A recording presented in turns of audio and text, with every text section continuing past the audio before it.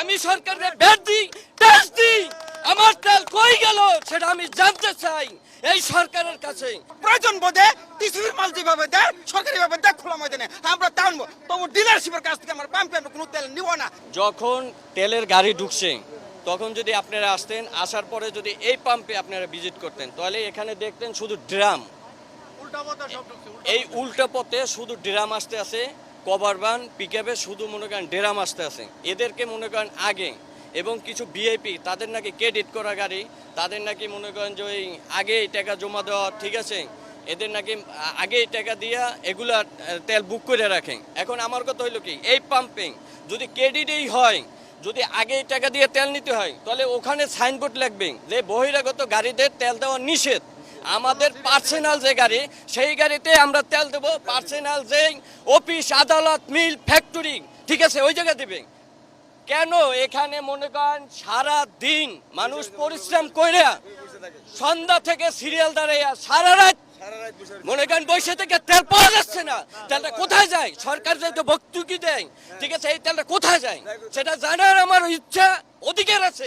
আমি বাংলাদেশের নাগরিক, সেই হিসেবে আমি একটা গাড়ির মালিক, আমি একটা গাড়ির চালক, আমি সরকারের ভোট দিই, ট্যাক্স দিই, আমার তেল কই গেল সেটা আমি জানতে চাই এই সরকারের কাছে। সরকার যদি এইটা যদি এই যে এসে খালেক পাম্প এখানে আপনারা যদি সন্ধ্যায় আসতেন অবশ্যই আপনারা দেখতে পারতেন ক্যামেরায় কি কি চাচ্ছেন, সব দেখতে পারতেন ওপেনলি। এখন সব শেষ, চলে গেছে। এখন আপনারা কি দেখবেন? এখন দেখবেন শুধু শ্রমিক, শুধু শ্রমিক, এই শ্রমিকের হাহাকার। এই শ্রমিক কি খাবে কালকে, কি গাড়ি চালাবে কখন? এদের সবার চোখে ঘুম, পেটে ক্ষুধা, এরা কখন গাড়ি চালাবে, কখন মা বোনের পেটে তারা খাবার দিবে?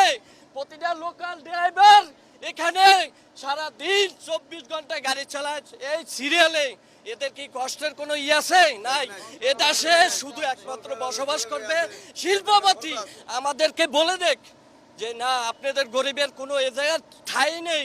আমরা তেলে বলেন, আমরা রোড গার্ডে বলেন, কোন জায়গা বলবেন গরিবের কোন জায়গা আসতে হয় ঠিকানা, সে জায়গা আমরা যাব।